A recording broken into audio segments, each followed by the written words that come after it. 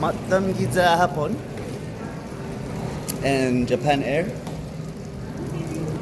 salí Kogwa área de fumador Tokio.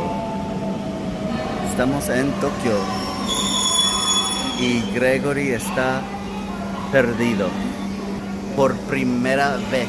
Nadie habla español y casi ni inglés. ¿Cómo se dice gracias en japonés? Arigato. Ah, ¿ves? ¿Hablo japonés? 第3ターミナルからご乗車のお客様、ご利用くださいましてありがとうございます。品川、日本橋方面、都営地下鉄朝。 The next station is Harajuku. JY19. Ok, llegamos a Shinjuku, no Shinjuku lo que él dice. Él dice que es Shinjuku. Uy. Saliendo del tren. Shin-Okubo. Vamos.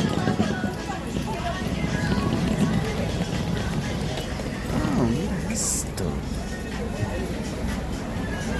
Pues. Ve lo que hay.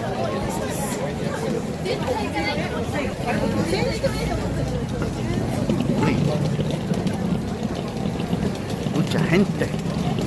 Mucha gente. Restaurante. Vamos al Hotel APA, donde esto es el hotel. So, mira. Así se mueve.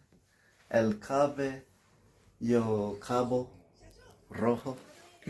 A ver el baño.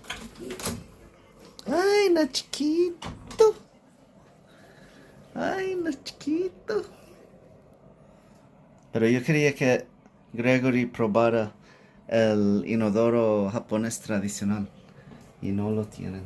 Que estamos aquí en un restaurante coreano en Japón y señor dominicano quisiera practicar. Oh, bueno, él no podía hace rato, no podía hacerlo, pero sí está haciendo un reguero.